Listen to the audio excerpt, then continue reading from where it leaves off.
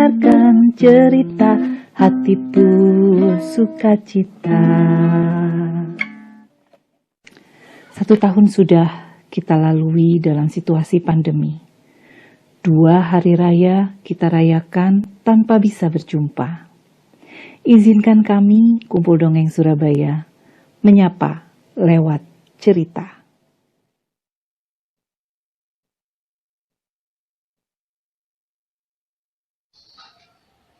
Matahari bersinar terang di hutan bahagia.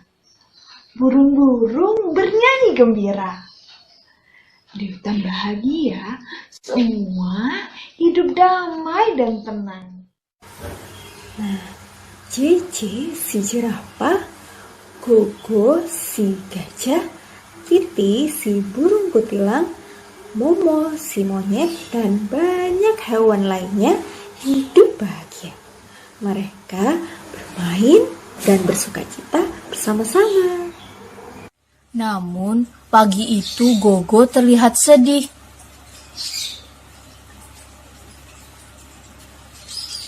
Dia melihat di sekeliling hutan dengan wajah yang muram. Apa yang terjadi di hutan ini? Tiba-tiba datanglah JJ yang mengejutkan Gogo. Ciluba!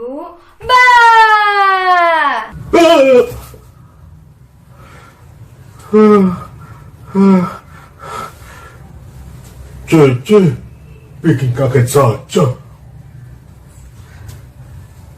Kata Gogo sambil jamber.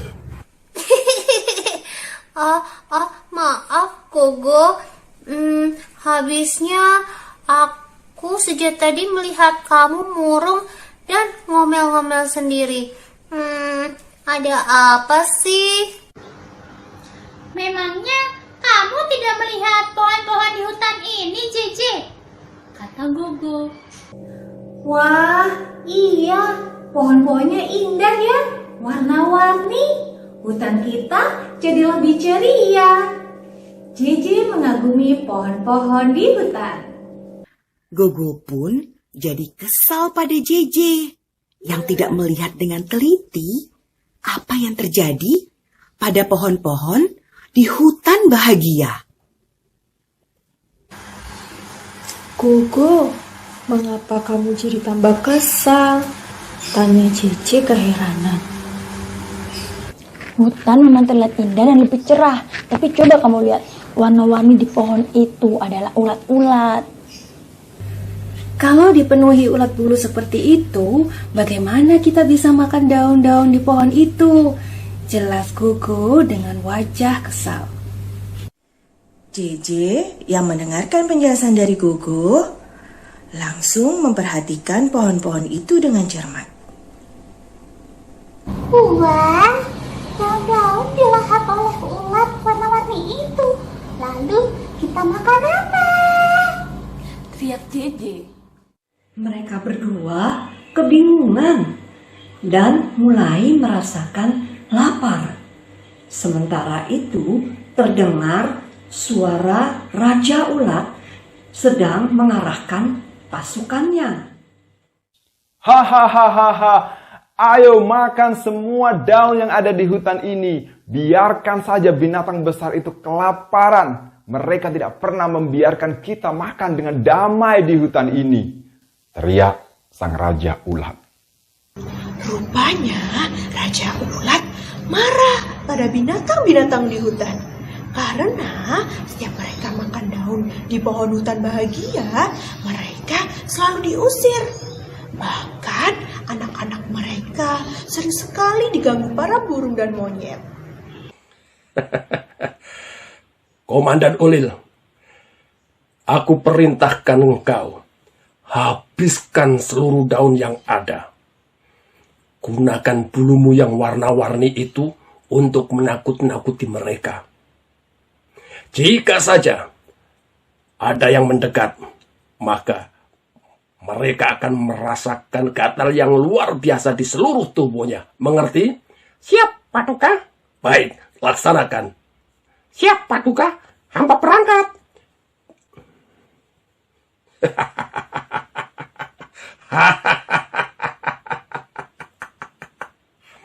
Rasakan pembalasanku, penghuni hutan bahagia.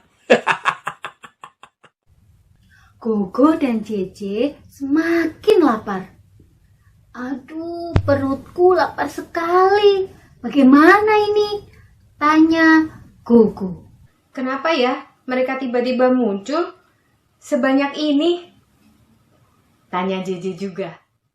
Tak lama kemudian, datanglah Titi, burung kutilang, dan si Momo, monyet, menghampiri Gogo dan Jeje. Hai Gogo, Jeje, kenapa kalian meringis begitu? Tanya Momo. Duh, kami lapar sekali, tapi kami tidak bisa memakan daun-daun di pohon itu. Lihatlah ulat warna-warni itu. Mereka menguasai pohon dan melahap semua daunnya. Kalau aku mendekat, tubuhku pasti gatal kena bulunya. Ih, kata Gogo dengan sedih. Wah, iya, pohon pisangku juga penuh ulat pagi ini. Untung aku sudah mengambil beberapa untuk kumakan. Kalian mau? Kata Momo. Wah, mau. Terima kasih, Momo. Jawab Gogo. Tapi kenapa ya ulat-ulat itu tiba-tiba menguasai pepohonan? Tanya Jeje heran. Aku tahu. Aku mendengar teriakan Raja Ulat dari atas sarangku tadi pagi, kata Titi. Aku pun juga harus berpindah sarang karena pohonnya dipenuhi dengan ulat, kata Titi lagi. Lalu apa penyebabnya? Tanya Momo. Raja Ulat marah karena selama ini kita tidak mau berbagi dengan mereka. Setiap mereka makan, kalian selalu mengusir ulat-ulat itu kan? Tanya Titi kepada Gogo dan Jeje. Mereka pun mengangguk. Aku juga sering mengganggu anak-anak ulat saat mereka merayap di pohon pisangku, Kata Momo. Iya, aku juga sering mengganggu anak-anak ulat itu dan juga menakuti mereka, ujar Titi. Lalu, apa yang harus kita lakukan? Tanya Jeje. Bagaimana kalau kita menemui Raja Ulat untuk meminta maaf? Usul Gogo. Mereka pun bersepakat menemui Raja Ulat untuk meminta maaf. Mau apa kalian datang ke sini? Tanya Raja Ulat dengan marah. Kami mau minta maaf pada kalian para ulat, jawab Titi.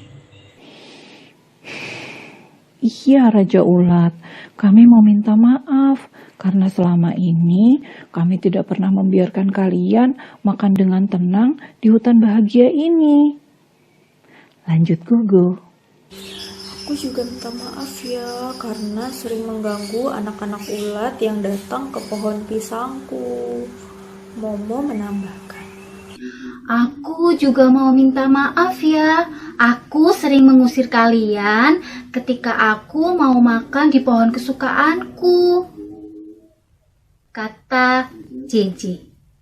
Raja Ulat hanya terdiam melihat keempat penghuni hutan tersebut.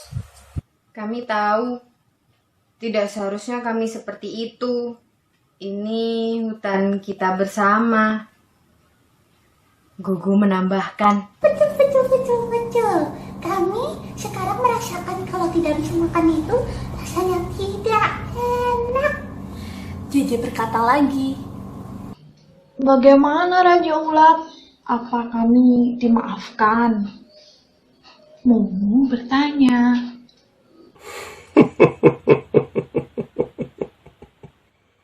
Bagaimana? Panik tidak? Paniklah. Masa tidak? Baiklah, untuk kali ini kalian saya maafkan. Tapi biarkanlah kami ini makan dengan tenang. Bukankah hutan bahagia ini milik kita bersama? Sekarang kalian harus bersabar dulu. Tidak lama lagi kami akan berpuasa. Dan kalian bisa makan dengan tenang. Namun tolong jangan ganggu tempat kami berpuasa. Lanjut Raja Ulat. Benar saja. Tidak lama kemudian, semua ulat warna-warni itu tidak ada lagi. Sebagai gantinya, banyak sekali kepompong yang bergelantungan di tangkai pohon. Gogo, JJ, dan Momo kembali bisa makan dari pohon kesukaannya. Titi pun bisa kembali ke sarangnya. Kali ini mereka lebih berhati-hati dan tidak mengganggu kepompong yang bergantungan. Beberapa hari kemudian, pagi di hutan bahagia sangat berbeda. Hutan bahagia menjadi indah, penuh warna. Kali ini warna-warni itu tidak datang dari ulat-ulat di pohon, tetapi dari sayap kupu-kupu yang berterbangan.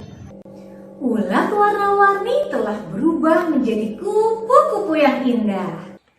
Dan Raja Ulat itu menjelma menjadi kupu-kupu yang terbesar dan terindah. Seisi hutan sangat bahagia. Sejak saat itu mereka berjanji untuk selalu berbagi dan saling memaafkan. Hutan mereka, hutan bahagia, semua hewan bersuka cita, bergembira bersama.